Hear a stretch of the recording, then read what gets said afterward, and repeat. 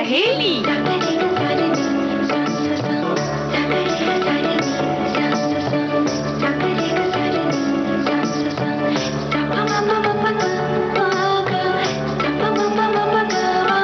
सखी सहेली।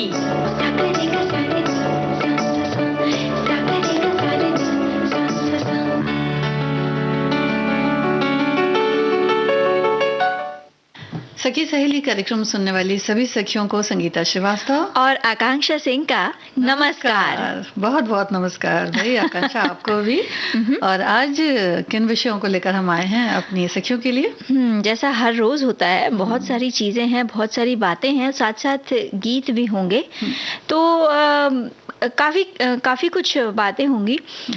जैसे जो भोजन है, हाँ। हमारा जो जीवन है, एक तरह से कहते हैं ना, एक जीवन के लिए सबसे महत्वपूर्ण है। लेकिन हम जब उसकी बर्बादी करते हैं तो कितना गलत होता है। जी बिल्कुल। तो भोजन बर्बाद ना करें, इस विषय पर चर्चा करेंगे। और साथ ही साथ जी हाँ, बात करेंगे कि सोनपुर के मेले लिए चलेंगे अपनी सखियों को। और सुप्रसिद्ध नृत्यांगना सितारा देवी की आज पुण्यतिथि है, तो उनके लिए भी बताएंगे। और साथ ही साथ आज 25 नवंबर अंतर्राष्ट्रीय महिला हिंसा उन्मूलन दिवस है जी, तो इस पर भी बातचीत करेंगे जी। तो नृत्यांगना सितारा देवी की अगर बात करें आकांक्षा, तो सुप्रसिद्ध कथक नृत्यांगना सितारा देवी की आज पुण्यतिथि है और हम उन्हें श्रद्धांजलि अर्पित करते हैं, उनकी प्रतिभा को नमन करते हैं। सितारा देवी, जिन्हें गुरु रविंद्रनाथ ठाकुर ने नृत्य साम्राज्ञी कहकर संबोधित किया था, वो भी जब सितारा देवी मात्र 16 साल की थीं, तभी उनके अनुपम नृत्य ने सभी के साथ साथ गुरु रविंद्रनाथ ठाकुर को भी आश्चर्यचकित कर दिया था। बिल्कुल। और वही प्रदर्शन जब उन्होंने देखा था गुरुदेव ने, तब उन्होंने सितारा देवी को उपाधि दी थी नृत्य साम्राज्ञी। उनका जन्म 8 नवंबर साल 1920 को दीपावली की पूर्व संध्या पर कलकत्ता में हुआ था जी। पिता का नाम था पंडित सुखदेव महाराज और इनकी 3 पुत्रियां थीं, अलकनंदा, तारा और सितारा। तो सितारा जो थी वो सबसे छोटी थी। वैसे सितारा देवी का जो मूल नाम था संगीता जी, वो था धनलक्ष्मी, और घर में सभी प्यार से उनको कहते थे धन्नो। सितारा जी का विवाह 8 वर्ष की छोटी सी उम्र में ही हो गया था और ससुराल वाले इन्हें स्कूल नहीं भेजना चाहते थे जी। और सितारा देवी पढ़ना चाहती थीं, जिस वजह से विवाह संबंध में भी दरार आई और उन्हें कामचगढ़ हाई स्कूल में दाखिला दिलवाया गया। और यहीं पढ़ाई के साथ साथ सितारा देवी ने नृत्य में उत्कृष्ट प्रदर्शन किया और ये नाटिका थी सत्यवान और सावित्री की पौराणिक कथा पर आधारित नृत्य नाटिका। धीरे धीरे सितारा देवी के पिता ने उनके नृत्य में अच्छे प्रदर्शन को देखकर उनका नाम बदलकर सितारा देवी रख दिया। सितारा देवी ने शंभू महाराज और पंडित बिरजू महाराज के पिता अच्छन महाराज से भी नृत्य शिक्षा ग्रहण की। बिल्कुल, 10 वर्ष की उम्र तक तो वो एकल नृत्य में व्यावसायिक प्रदर्शन भी करने लगी। देखिए कितनी छोटी सी। बिल्कुल। और बाद में उनका परिवार जो था वो मुंबई चला आया। यहाँ के जहांगीर हॉल में सितारा देवी ने अपना पहला सार्वजनिक नृत्य कार्यक्रम प्रस्तुत किया और कथक नृत्य के विकास और लोकप्रियता के लिए दिन रात उन्होंने मेहनत की। वो देश विदेश में अपनी कला के लिए जानी गई जी। और सितारा देवी बड़ी ही खूबसूरती से अपने नृत्य को प्रस्तुत करती थीं और देखने वाले जब उनका नृत्य देखते थे आकांक्षा, तो बिल्कुल मंत्रमुग्ध हो जाते थे।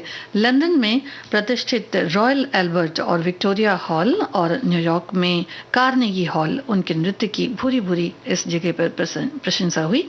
आप न सिर्फ कथक बल्कि भरतनाट्यम सहित कई भारतीय शास्त्रीय नृत्य शैलियों और लोक नृत्यों में सिद्धहस्त थीं।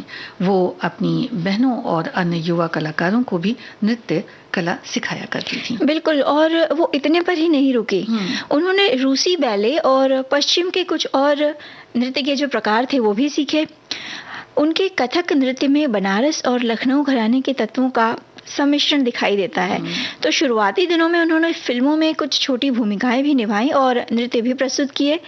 जैसे कुछ जो फिल्मों के नाम हैं वो शहर का जादू, जजमेंट ऑफ अल्लाह, नगीना, बागवान, पुरानी बागवान जी जी, और वतन, साथ ही साथ मेरी आंखें, होली, रोटी, चांद, लेख और मदर इंडिया इस फिल्म में भी उन्होंने एक होली नृत्य में एक अपना नृत्य प्रस्तुत किया था जी। और बहुत सारे सम्मान भी इनको मिले, संगीत नाटक अकादमी, पद्मश्री, कालिदास सम्मान। तो सितारा देवी भारत की ऐसी कथक नृत्यांगना थी जिन्होंने तत्कालीन समाज में महिलाओं की असल स्थिति के जो बंधन थे, मतलब महिलाओं पर उस वक्त तो काफी बंधन हुआ करते थे, और सारे बंधनों को नकार कर फिर आगे पढ़ाई लिखाई के लिए लोगों को मनाना, घर वालों को मनाना, उसके लिए हिम्मत दिखाना, और साथ ही साथ कला के क्षेत्र में आगे आने की जो उन्होंने पेशकश की, वो अपने आप में बड़ी ही कह सकते हैं कि प्रशंसा के काबिल बात। बिल्कुल। और उन्होंने अपनी नृत्य कला से जहां कथक को विश्व स्तरीय पहचान दिलाई, वहीं भारतीय महिलाओं और जो नृत्य में आगे आना चाहते हैं उन सभी के लिए एक तरह से देखा जाए तो एक उच्च कोटि का उदाहरण प्रस्तुत किया। तो उनकी स्मृति को हम नमन करते हैं। बिल्कुल नमन करते हैं जी। देखो बिजली डोले बिन बादल के, देखो बिजली डोले बिन बादल के, चम चम चमके माथे के बिंदिया, झनन झनन धुन पायल के, देखो बिजली डोले बिन बादल के, देखो बिजली डोले।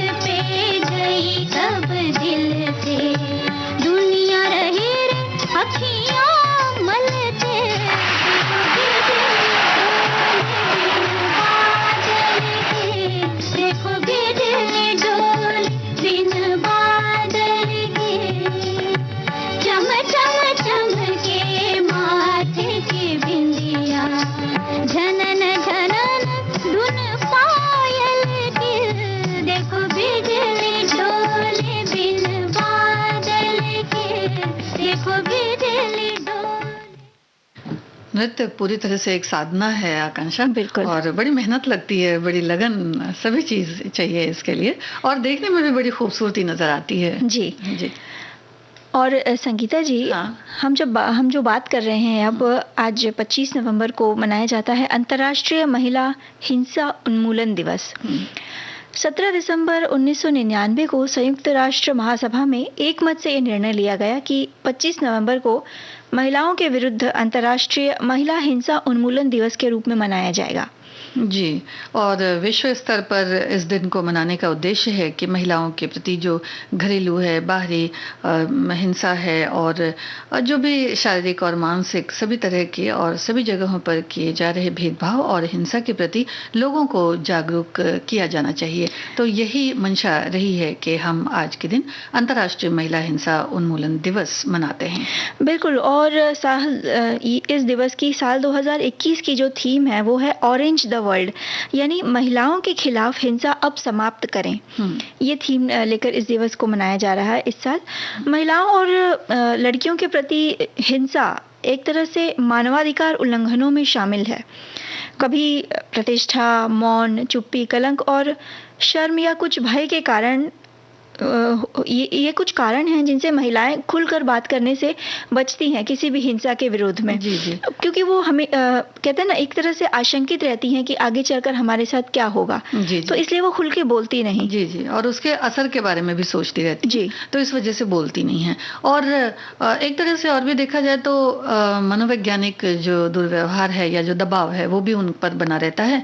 और मजबूरन जैसे अब कुछ एक काम ऐसे होते हैं जिनको करने के लिए उन्हें उकसाना या फिर दास्ता, या फिर देखिए छोटेपन में ब्याह वाली समस्या जो है, तो ये सब चीजें जो है एक तरह से कह सकते हैं कि एक तरह की प्रताड़ना ही कहिए इसको। बिल्कुल। और कोविड-19 महामारी के दौरान जो सर्वे किए गए उनमें ये निकल कर आया कि इस दौरान इस तरह घरेलू हिंसा के जो मामले थे या उत्पीड़न के जो मामले थे उनमें लगभग 5 गुना ज़्यादा वृद्धि देखी गई है। और 40% महिलाएं ही हैं जो हिंसा के विरोध में किसी भी तरह की मदद मांगती हैं या उसके खिलाफ आवाज़ उठाती हैं। और इनमें अधिकतर किशोर लड़कियां भी हैं। छोटी लड़कियां हैं जो बोलती नहीं हैं।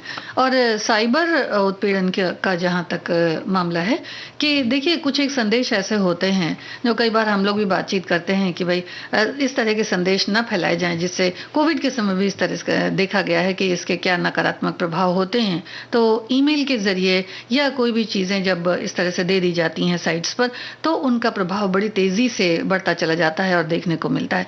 तो जो साइबर उत्पीड़न है ये भी आजकल काफी देखा गया, तो इससे भी हमें सतर्क रहने की बहुत ज्यादा जरूरत है। बिल्कुल। और ये जो साइबर उत्पीड़न के जो मामले हैं इनके खिलाफ महिलाओं को खुलकर आगे आने की ज़रूरत है। अगर आपको कहीं से या किसी अननोन नंबर से किसी भी तरह का अश्लील मैसेजेस आते हैं या किसी भी तरह के उत्पीड़न के मैसेज आते हैं या कोई जिसे हम ब्लैंक कॉल कहते हैं, जिस पे अनर्गल बातें आपको सुनाई दे रही हैं, तो आगे आइए, सामने आइए और ऐसी चीज़ों की, ऐसे मैसेजेस की, ऐसे कॉल्स की कंप्लेंट ज़रूर करवाइए। जी जी। और कई बार तो ये भी सुनने को आता है कि भाई कहती हैं कि जो हमने तो कोशिश की पर नहीं हुआ। तो कोशिश इस दरमियान जारी रहनी चाहिए, क्योंकि बहुत सारे कानून हैं, बहुत सारे नियम बने हुए हैं, लेकिन उनका जब आप इस्तेमाल करेंगे तो ही आपको पता चलेगा कि ये कितना आपके लिए कारगर है। तो कोशिश ज़रूर करनी चाहिए।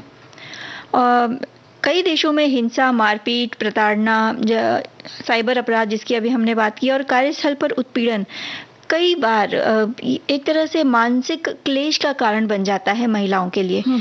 तो इसके विषय में एक तो जागरूकता का अभाव, ये भी एक कारण है।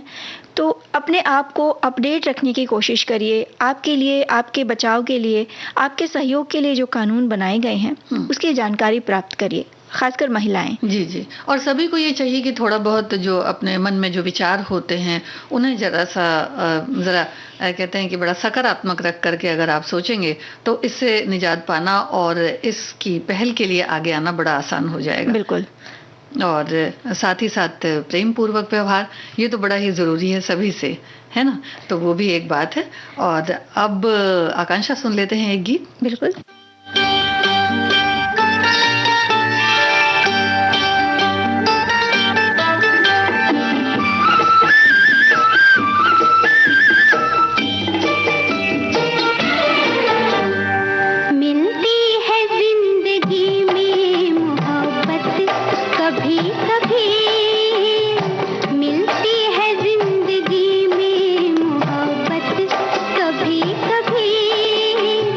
मिलती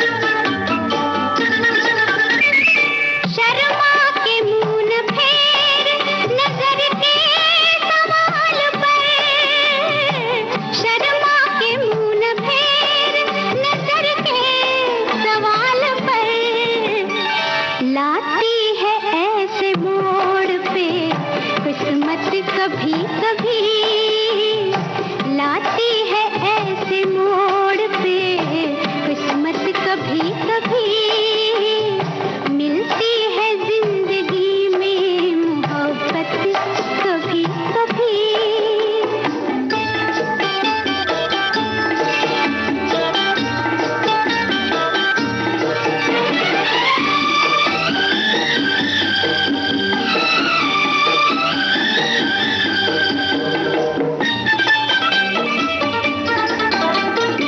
खुलते नहीं है रोज दरीचे बहार के, खुलते नहीं है रोज दरीचे बहार के। आती है जान मन ये कयामत कभी कभी, आती है जान मन ये कयामत कभी कभी। मिलती है जिंदगी में मोहब्बत कभी कभी।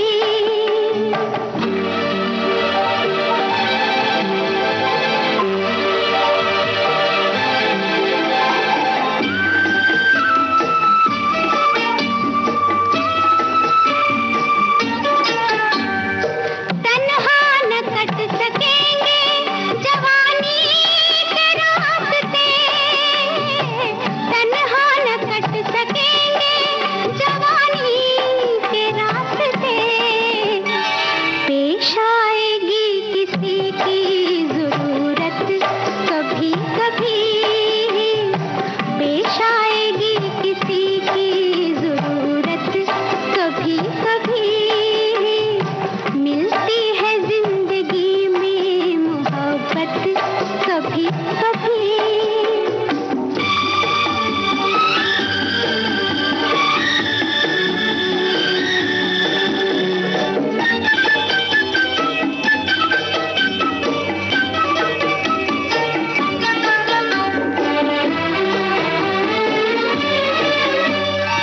फिर खो न जाए हम कहीं दुनिया की भीड़ में, फिर खो न जाए हम कहीं दुनिया की भीड़ में।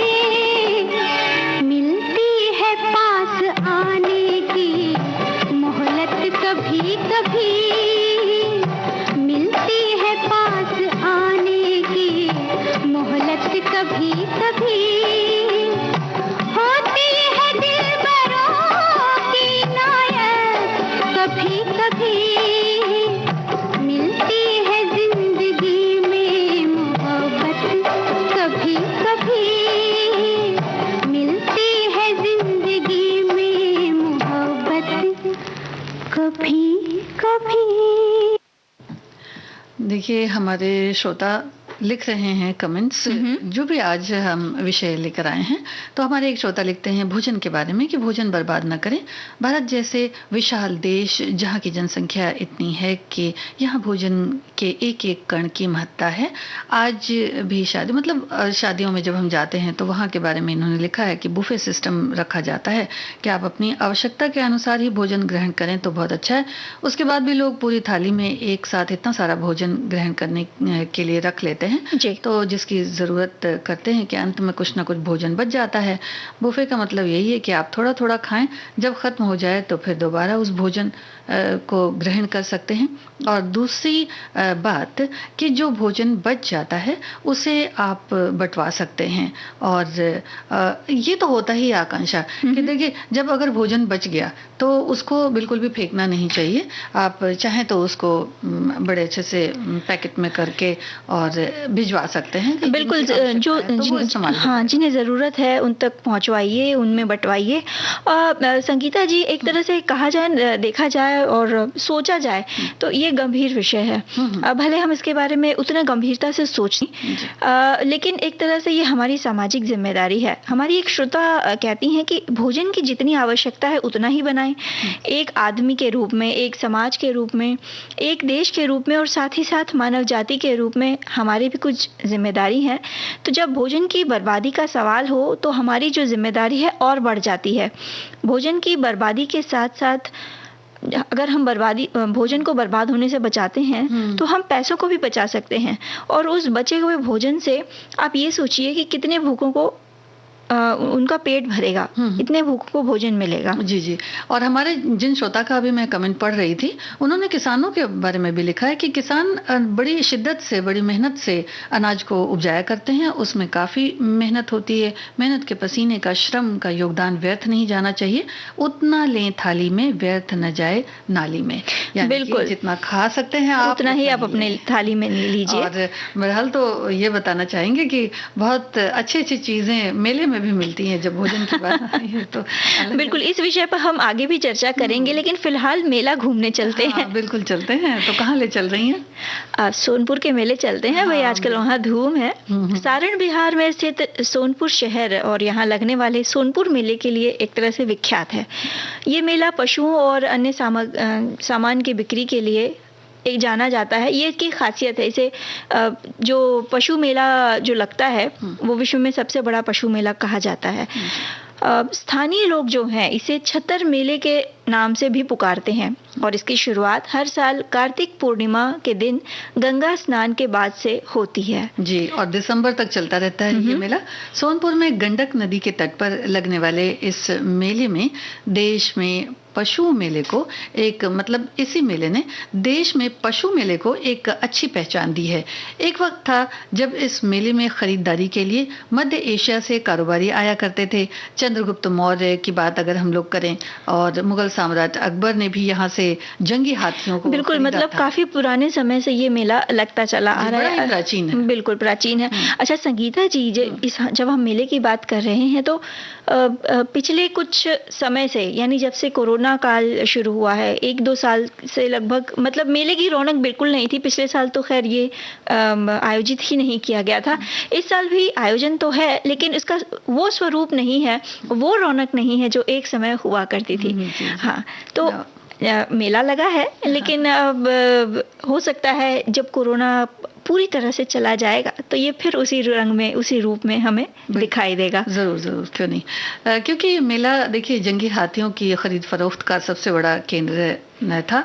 तो आजकल तो खैर इतना नहीं, लेकिन 1857 के गदर के नायक वीर बाबू कुंवर सिंह ने भी यहाँ से हाथियों को खरीदा था, ऐसा कहते हैं और ऐसे साक्ष्य हैं। 1803 में मेजर जनरल रॉबर्ट क्लाइव ने भी सोनपुर में एक बड़ा घोड़े का अस्तबल बनवाया था। 2001 में एक आंकड़े के अनुसार सोनपुर मेले में लाए गए हाथियों की संख्या 92 थी। अन्य पशुओं के साथ साथ यहाँ रंग बिरंगे पंछी भी लाए जाते हैं। अब देखिए कि किस तरह से जो संख्या थी वो कम होती चली गई हाथियों की। हाथी यहाँ से बड़े खरीदे जाते थे। और इस मेले में स्थानीय लोग और साथ ही साथ भारतीयों के अलावा जो विदेशी लोग हैं वो भी आते हैं और कुछ हद तक यहाँ खरीदारी भी करते हैं। आजकल थोड़ा सा स्वरूप इस मेले का जो है वो बदल गया है। अब यहाँ कंपनियों के शोरूम और बिक्री केंद्र भी खुले हैं।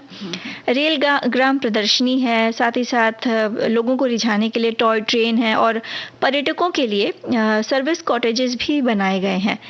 तो यहाँ उनको पर्यटकों को रिझाने के लिए नौका दौड़ है, दंगल, वाटर सर्फिंग और कई सारी चीज़ें हैं, अन्य तरह के खेल हैं और खेल प्रतियोगिताएं भी आयोजित की जाती हैं ताकि पर्यटक जो हैं वो आकर्षित हों। जी, और बड़ी खूबसूरती से देखिए सजाया जाता है। और एक छोटी जो चीज़ें हैं वो भी आप मेले में देख सकती हैं। यानी कि सोनपुर का मेला कहते हैं कि बड़ा प्रसिद्ध है, वो इसलिए कि यहाँ छोटी से छोटी चीज़ें भी रोज़मर्रा की जो आपकी ज़िंदगी में काम आती हैं वो चीज़ें भी मिल जाएंगी। जैसे कि उदाहरण के तौर पर हम सिलबट्टा भी ले सकते हैं। तो मतलब आप कहना चाह रही हैं कि सुई से लेकर हाथी तक, मतलब एक उपमा दी जा सकती है कि यहाँ सब कुछ एक अलग अंदाज में बिकता है। हाँ। और ये जो मेला है भारत की संस्कृति का अद्भुत दर्शन भी कराता है। हाँ। इसे हरिहर क्षेत्र मेला भी कहते हैं। संगीता जी, एक जो पौराणिक मान्यता के जो है उसके अनुसार भगवान विष्णु के 2 भक्त जय और विजय शापित होकर धरती पर आए थे और उनमें से एक ग्राह यानी मगरमच्छ बना और दूसरा गज यानी हाथी बना। जी, और उसके बाद एक दिन जब गज पानी पीने नदी में गया तो उसे ग्राह ने पकड़ लिया। काफी मेहनत के बाद भी गज छूट नहीं सका। इसके पश्चात गज ने भगवान विष्णु का आह्वान किया।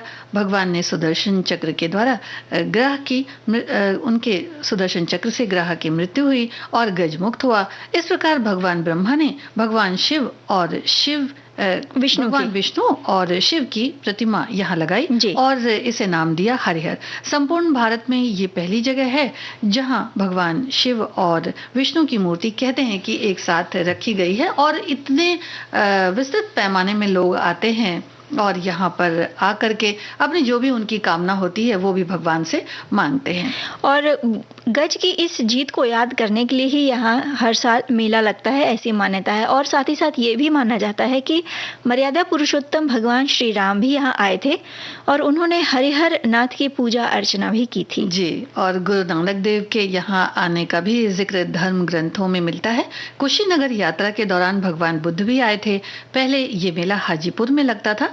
मुगल शासक सम्राट औरंगजेब के आदेशानुसार ये मेला सोनपुर में लगाया गया, मतलब आदेश के बाद से तब से यही लगता है। और यहाँ बिहार की पारंपरिक छटाई दिखाई देती है, क्योंकि मानी हुई बात है कि अगर बिहार मेला है वही मेला है तो मेले में कई तरह के रंग तो दिखाई ही देंगे, कई सारी चीजें देखने को मिलेंगी। साथ ही साथ गीत होगा, संगीत होगा, मेले में भी होता है। हाँ बिल्कुल, वही उसी की बात कर रही हूँ।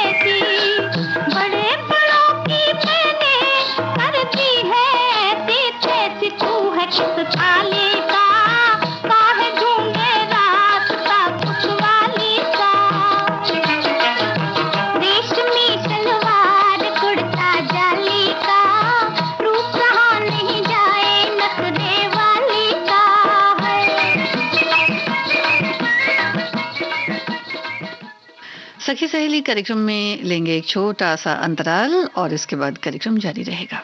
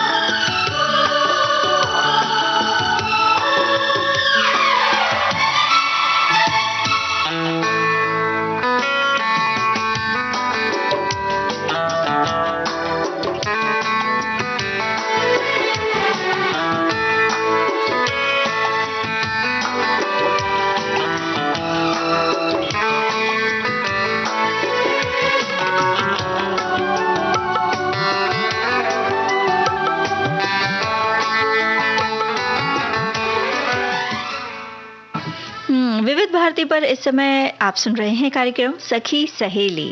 और संगीता जी, कुछ देर पहले यानी ब्रेक पर जाने से पहले हम गए थे सोनपुर के मेले में। हाँ, ब्रेक के बाद भी कहीं चलते हैं?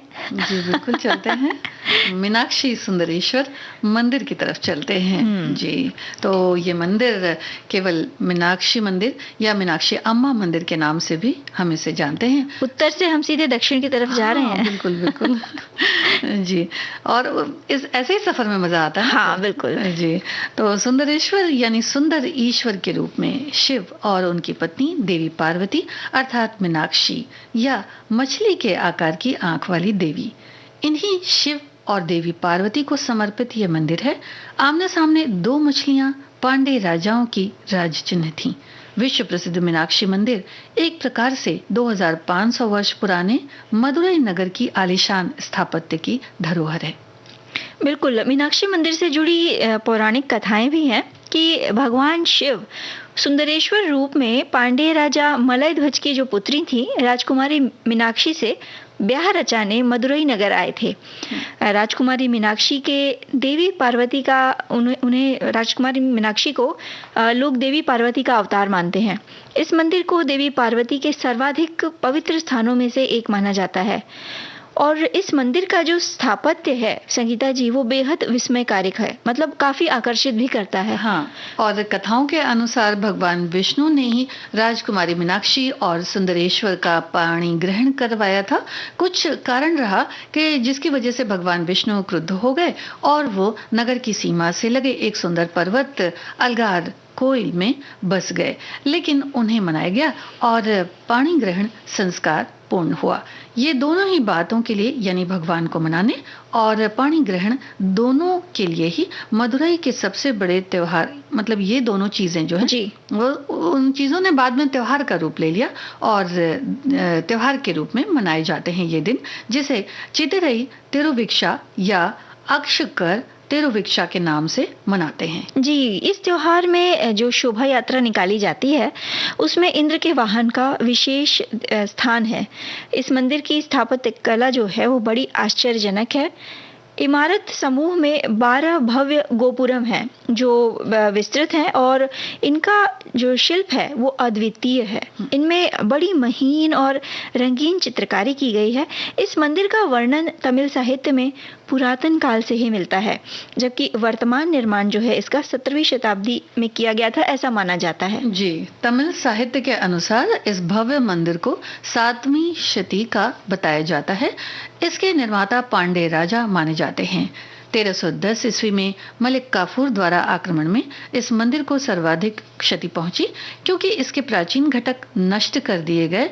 इस कारण इसके पुनर्निर्माण का दायित्व आर्यनाथ मुदलियार ने उठाया। फिर तिरुमलय नायक ने 16वीं शताब्दी में मंदिर के वसंत मंडप के निर्माण में अपना मूल्यवान योगदान दिया।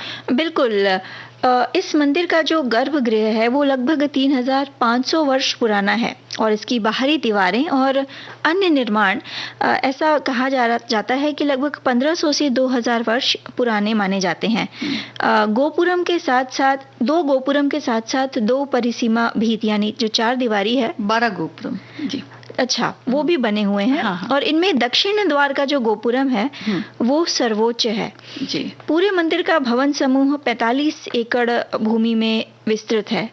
मुख्य मंदिर की लंबाई 254 मीटर और चौड़ाई 237 मीटर के लगभग है और जो तल है वो तल संख्या 9 है चारों दिशाओं में, लेकिन इसकी ऊंचाई सबकी और जो शिल्प संख्या है वो भिन्न भिन्न है जी, अलग अलग है। और शिव मंदिर समूह के मध्य में स्थित है। यहाँ भगवान शिव की नटराज मुद्रा में स्थापित मूर्ति है एक, और सामान्यतः इस मुद्रा में भगवान शिव नृत्य करते हुए अपना बायां पैर उठाए हैं, लेकिन यहाँ उनका दायां पैर उठा है। तो एक कथा के अनुसार राजा राजशेखर पांडे की प्रार्थना पर भगवान इन्होंने यहाँ पर अपनी मुद्रा बदल ली थी और ये मूर्ति चांदी की वेदी में बंद है, इसलिए इसे वेली अम्बलम यानी रजत आवासी कहते हैं। यहाँ बड़ी शिल्प आकृतियां भी हैं। बिल्कुल संगीता जी, आगे भी हम बढ़ेंगे, आगे की चीजें भी देखेंगे, मंदिर का जो बाकी हिस्सा है, लेकिन एक गीत सुनेंगे जी।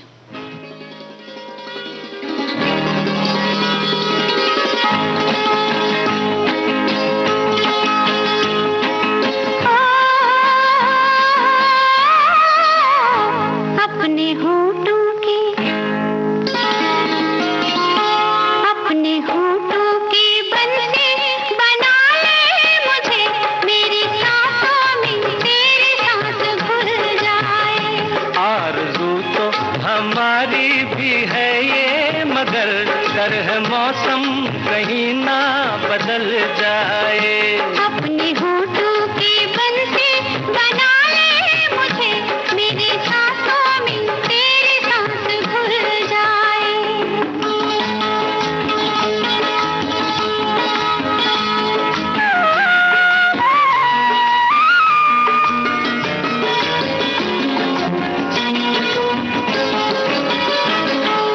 देखा तुझे चढ़ा ये कैसा नशा, चलिए कैसी हवा, भूले हम घर का पता हो। देखा तुझे चढ़ा ये कैसा नशा, चलिए कैसी हवा, भूले हम घर का पता।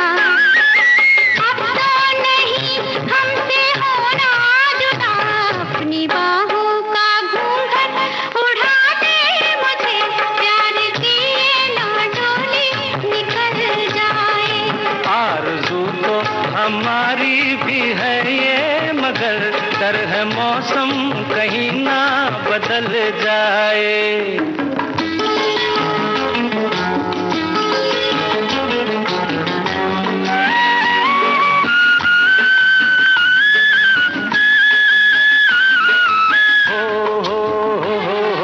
ये तो बता कहाँ रखूं ये कमल, जिंदगानी है मेरी रेत का एक महल हो। ये तो बता कहाँ रखूं ये कमल, जिंदगानी है मेरी रेत का एक महल। याद जैसे हो कोई आधी गजल, अपनी रातों का दीपक बना ले मुझे, ये सुलगती हुई शाम जल जाए। अपने होठों की बंसी बना ले मुझे, मेरी सांसों में तेरी सांस घुल जाए।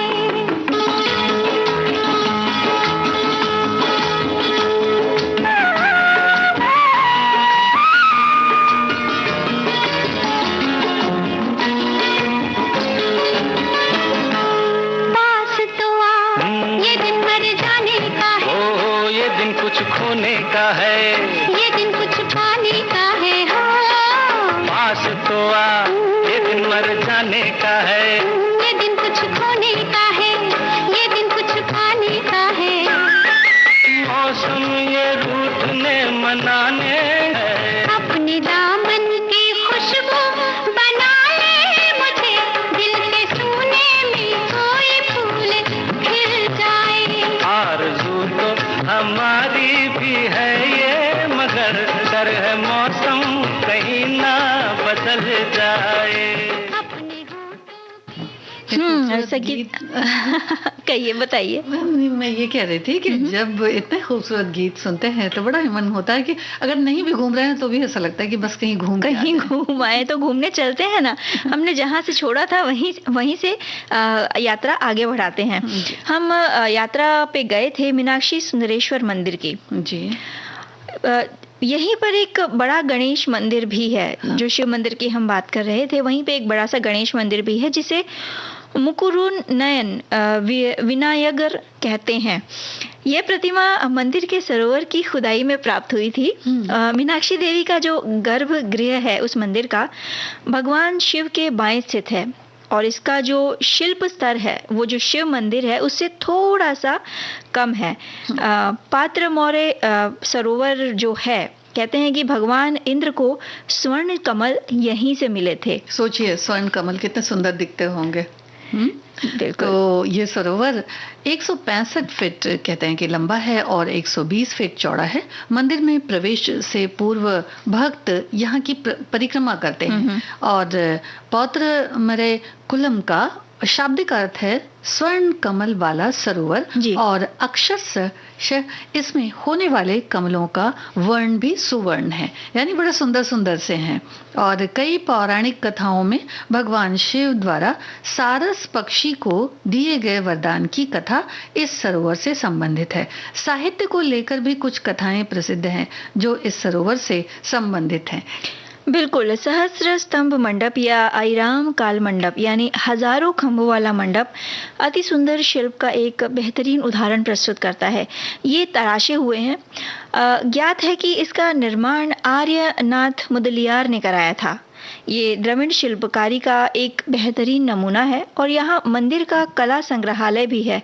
इसमें मूर्तियाँ, चित्र, छायाचित्र ये सब रखे हुए हैं। मतलब एक तरह से कहा जाए तो लगभग 1200 वर्ष का जो इतिहास है वो इनके द्वारा देखा जा सकता है। जी, और इस मंडप के बाहर ही पश्चिम की ओर एक संगीतमय स्तंभ स्थित है और इसमें प्रत्येक स्तंभ पर थाप अगर आप देंगे तो थाप देने पर भिन्न भिन्न स्वर निकलते हैं।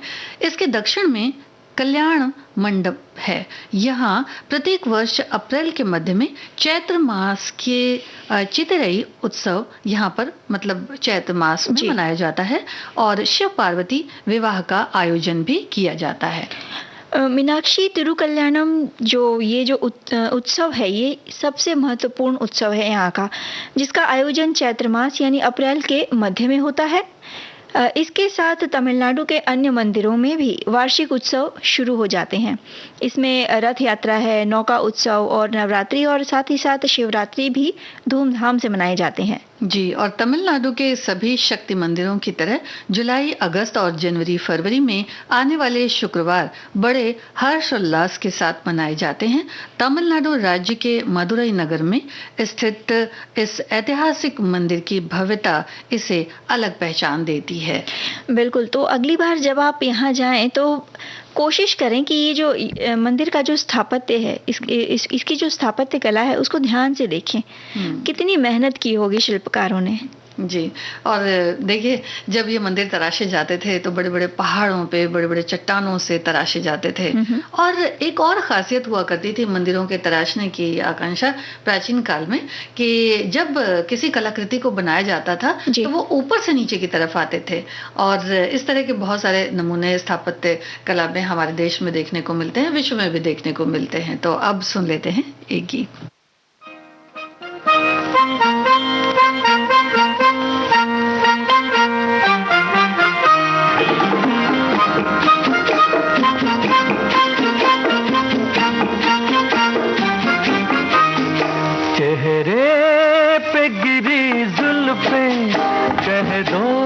तो हटा दूं मैं गुस्ताखी माँ, एक फूल तेरे जूड़े में कह दो तो लगा दूं मैं गुस्ताखी माँ।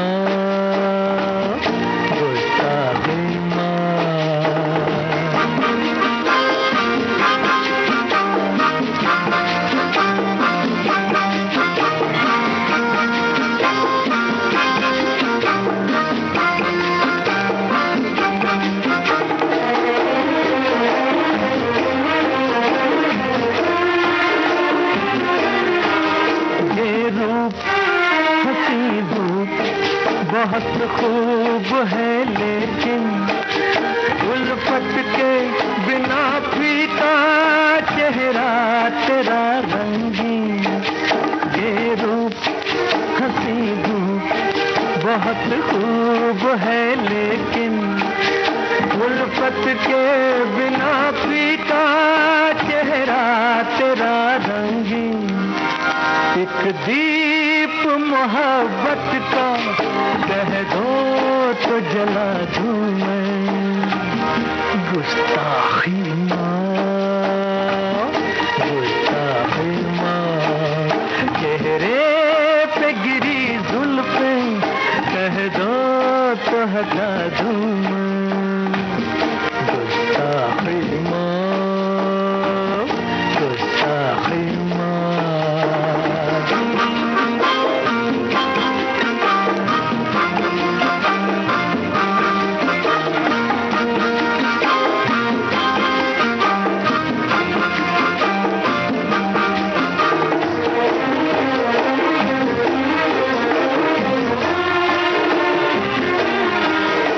सरकार हुआ प्यार खता हमसे हुई है, अब दिल में तुम ही तुम हो ये जान भी तेरी है, सरकार हुआ पर खता हमसे हुई है, अब दिल में तुम ही तुम हो ये जान भी तेरी है, अब चीर के इस दिल को कह दो तो दिखा दूं मैं, गुस्ताखी माँ, गुस्ताखी माँ, चेहरे पे गिरी जुल्फें कह दो तो हटा दूं मैं, गुस्ताखी माँ, गुस्ताखी जी। गुस्ताखी माफ। किस लिए? बिल्कुल।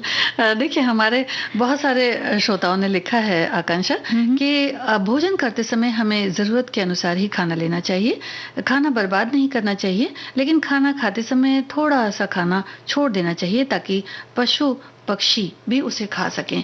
आकांक्षा, इन्होंने ये बात तो अच्छी लिखी है, लेकिन कई बार ऐसा देखा जाता है कि पशु पक्षी को ज़रूरत से ज़्यादा मतलब इतना ज़्यादा भी अगर दे देंगे तो वो भी बेचारे समझ नहीं पाते हैं और पड़ा रह जाता है कि कई बार रोटियां बहुत ज़्यादा सिक जाती हैं। बिल्कुल। और उनको अब सुबह कैसे खाया जाएगा, तो रात के रात में ही उठाकर तो एक समय ऐसा भी आता है कि जब पशु जो होते हैं वो घूम के चल देते हैं, खाना कितना भी पड़ा हो। तो आप जब खाना किसी को देते हैं तो ये भी सोचें, ये भी सोचना बड़ा जरूरी भाई है। संगीता जी, एक तरह से हम सब जानते हैं कि जीवन में जो भोजन है हमारे लिए बेहद महत्वपूर्ण है। हाँ। और बचपन से है ना, हमने यही सीखा है कि थाली में झूठा अन्न छोड़ना नहीं चाहिए, उसका अपमान न करें आप, और जितना भूख हो उतना ही आप अपनी थाली में।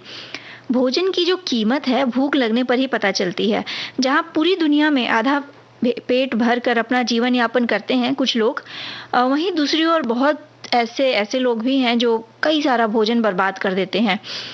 पूरी दुनिया में जितना भोजन बनता है उससे आधे से ज़्यादा तो बर्बाद हो जाता है। कई तरह के समारोह होते हैं, शादी है, बर्थडे पार्टी है, या कोई अलग तरह का बड़ा आयोजन है।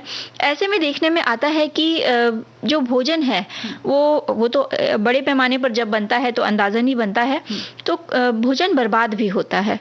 तो ये जो भोजन की बर्बादी है, ये हमारी जिम्मेदारी है एक सामाजिक तौर पे, एक कर्तव्य है हमारा कि हम भोजन को बर्बाद न करें। जी जी, ये सभी का दायित्व बनता क्योंकि है। आबादी का एक बहुत बड़ा हिस्सा ऐसा है संगीता जी, जिसे एक दिन या दो दिन कुछ भी खाने को नहीं मिलता। तो जरा सोचिए ऐसे लोगों के बारे में। जब आप अपनी थाली में एक कौर दो कौर भी छोड़ते हैं तो याद कीजिए, एक बार अपने दिमाग पर जोर डालिए और सोचिए कि ये जो 2 कौर है ये किसी ऐसे को कितनी राहत देगा जिसे 2 दिन से कुछ खाने को नहीं मिला है। इसी तरह का कुछ देखिए, कोविड के समय भी हम लोगों ने देखा था कि जब लोग खरीदने जाते हैं, देखिए खरीदते समय भी उतनी जिम्मेदारी होती है। बिल्कुल। तो जब खरीदने जाते हैं तो मॉल से इतनी सारी चीजें, मतलब 2 महीने 3 महीने 4 महीने 6 महीने का राशन संग्रह करके रख लेते हैं। रख लेते हैं। और उसके बाद कोविड के वक्त ऐसा हुआ था कि एक दौर ऐसा आया था कि जब लोगों में एक कहते हैं कि परेशानी सी हो गई थी कि भाई सामान मिलेगा कि नहीं मिलेगा। तो इस तरह की चीजों से भी बचना चाहिए। वो भी एक तरह से कहा जाए तो अन्न का बर्बादी ही है, क्योंकि ऐसा भी देखा गया कि चीजें मिलेंगी या नहीं मिलेंगी इस आशंका में जब लोगों ने कई सारी चीज़ें एक साथ भर ली, कई महीने का सामान या राशन भर लिया, तो आगे चलकर वो जो भरा हुआ राशन था वो कुछ हद तक खराब भी हुआ। ऐसी भी चीज़ें देखने में आई हैं। तो ये सब चीज़ें करने के बजाय आप उतना ही लें या उतना ही बनाएं जितनी आपको ज़रूरत है। जी, और इसीलिए हमारे बहुत सारे श्रोताओं ने भी देखिए भोजन के बारे में लिखा है। हमारे एक श्रोता और लिखते हैं कि हमारे देश भारत में अन्न को भगवान माना जाता है, उसकी पूजा की जाती है। जहाँ अन्नकूट वगैरह की पूजा भी होती है। बिल्कुल। तो बर्बादी तो दूर की बात, भोजन का अनादर भी करना गुनाह माना जाता है और ये हमारी परंपरा भी कहती है। और भी श्रोताओं ने लिखा है इस विषय में, कण कण में भगवान, वो ही कण कण में बनता है भोजन और उसी में ईश्वर का वास होता है। तो इस तरह से जनसंख्या जो है वो तो है ही है और सभी की जरूरत को हमें ध्यान में रखना है। भाई संगीता जी, जब हम बचपन से एक चीज सीखते आए हैं कि जब हम खाना खाते थे तो हम एक चीज करते थे कि खाना जब अक्सर घरों में देखा गया है कि जब हम खाना खाने बैठते हैं तो सबसे पहले हाथ जोड़ते हैं उस भोजन को और साथ ही साथ प्रार्थना करते हैं कि अन्नदाता सुखी भव, यानी जिसने अन्न हमें दिया है उसे सुख की प्राप्ति हो, और साथ ही साथ ये जो अन्न है इससे मेरा पोषण हो, है ना। और एक छोटा सा कौर हम अपनी थाली में निकाल कर अलग रखते हैं सभी के लिए। तो और जब बाद में उसी अन्न को बचने पर जब हम बर्बाद करते हैं या फेंक देते हैं तो सोचिए जिसकी सुख की हमने कामना की थी, यानी वो जो अन्नदाता है उसे कितना दुख होगा। बिल्कुल, जब देखिए धान बनता है या जब गेहूं निकाले जाते हैं तो कितनी मुश्किल से निकाला जाता है, किस तरह से रात दिन किसान मेहनत करते हैं, तो उनके लिए भी जरा सोचना चाहिए। और भोजन तो हमारी देखिए प्राथमिकता है, तो उसे किस तरह से नकारा जा सकता है। एक चीज और है आकांक्षा कि भोजन के भंडारण में भी हमें बहुत सतर्क रहना पड़ता है। बिल्कुल, कई बार ऐसा होता है कि बहुत सारी चीजें हम बाजार से खरीद कर ले आते हैं तो उसको पलट कर देखते भी नहीं कि भाई किस तरह से रखा गया है। तो थोड़े समय के बाद अगर आप उसको देखते रहेंगे, चेक करते रहेंगे कि कहीं उसमें कोई किसी तरह का कोई नुकसान, कोई कीड़ा वगैरह तो नहीं लग गया है, तो वो भी एक तरह से भोजन को बिल्कुल। शहरों में तो ये कम देखा जाता है, गाँव घरों में अभी 6-6 महीने या साल भर का राशन एक साथ भराया जाता है, या जब खेत से जब धान या अन्न निकल के आता है तो वो बकायदा उसका भंडारण किया जाता है। तो ऐसे में ये सुनिश्चित किया जाए कि समय समय पर उसको हम देखते रहें कि उसमें कहीं कीटक तो नहीं लग रहे हैं या कीड़े तो नहीं लग रहे हैं या वो अन्न सड़ तो नहीं रहा है, तो बीच बीच में उसे चेक करते रहें। और साथ ही साथ एक चीज और बड़ी जरूरी है कि जब आप अन्न का हम लोग भंडारण करते हैं आकांक्षा, तो इसमें बहुत सारी विषाक्त गोलियां आती हैं जिन्हें हम डाल देते हैं उसमें, तो इससे भी थोड़ा सा बचना चाहिए। आप बीच बीच में चेक करते रहें और नीम की पत्तियां वगैरह भी, अगर नीम की पत्तियां लगा के रख सकते हैं, सरसों का तेल लगा के रख सकते हैं अन्न में। अच्छा संगीता जी, ये तो भंडारण की बात हो गई। जैसे जो बना हुआ भोजन है वो भी अगर बच जाता है तो कोशिश करें कि उसे जरूरतमंदों में बंटवा दें। एक चीज यहाँ पे मुझे याद आ रही है, बचपन से हम देखते आए थे कि हम जहाँ रहते थे वहाँ के इलाके में रात को 10 बजे एक संस्था के लोग ही कुछ आते थे और जो बचा हुआ भोजन रहता था वो बाकायदा ले जाके बंटवाया करते थे जिनको भोजन की ज़रूरत रहती थी। तो इस तरह से आगे बढ़ के जो संस्थाएं हैं, अब तो रोटी बैंक भी बनने लगे हैं।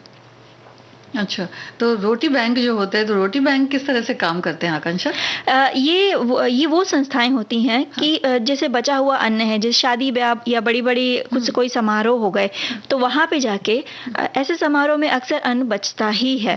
हाँ, तो वहाँ पे जाके ये बाकायदा उसे अच्छे से उसे स्टोर करके लाते हैं फ्रीज़र में और स्टोर करते हैं और दूसरे दिन या उसी दूसरे दिन ले जाकर ज़रूरतमंद जहाँ पे ज़रूरत है वहाँ बंटवाते हैं। अच्छा, अन्न की बर्बादी एक तरह से और होती है कि जब हम घर में कुछ बच जाता है तो जब हम उसे ये सोचते हैं कि भाई ये अनाज है, ये दे दिया जाए तो पशु पक्षी खा लेंगे, तो जब हम उसको कहीं पर डालते हैं तो ये भी नहीं देखते कि वो जगह साफ है कि नहीं है। तो अगर वो जगह अगर ठीक नहीं है या वहाँ पर कुछ चीज़ अनाज में अगर आ गई तो वो पशु पक्षी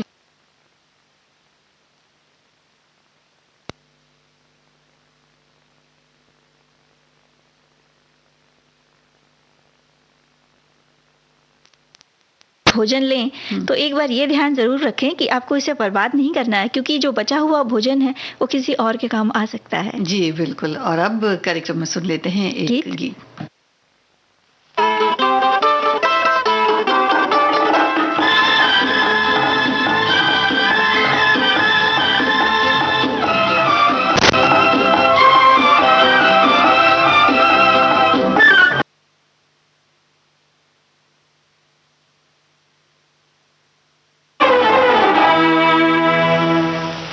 मुक़द्दर आज़माना चाहता हूँ, मुक़द्दर आज़माना चाहता हूँ, तुम्हें अपना बनाना चाहता हूँ, तुम्हें अपना बनाना चाहता हूँ। मुझे बस प्यार का एक जाम दे दो, मैं सब कुछ भूल जाना चाहता हूँ, मैं सब कुछ भूल जाना चाहता हूँ। मुक़द्दर आज़माना चाहता हूँ, तुम्हें अपना बनाना चाहता हूँ।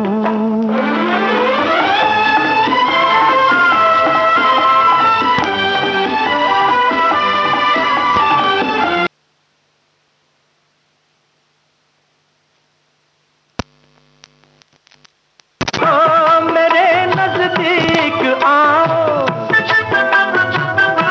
घड़ी भर को मेरे नजदीक आओ, जरा आंखों से आंखें तो मिलाओ, जरा आंखों से आंखें तो मिलाओ। मैं हाल दिल सुनाना चाहता हूँ, मैं हाल दिल सुनाना चाहता हूँ, मुक़द्दर आज़माना चाहता हूँ, तुम्हें अपना बनाना चाहता हूँ, तुम्हें अपना बनाना चाहता हूँ।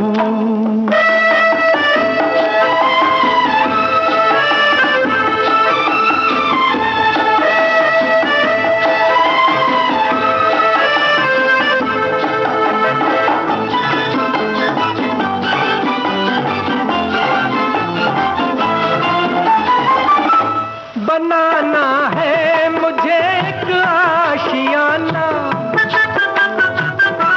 बनाना है मुझे एक आशियाना, जो तुम चाहो तो मिल जाए ठिकाना, जो तुम चाहो तो मिल जाए ठिकाना।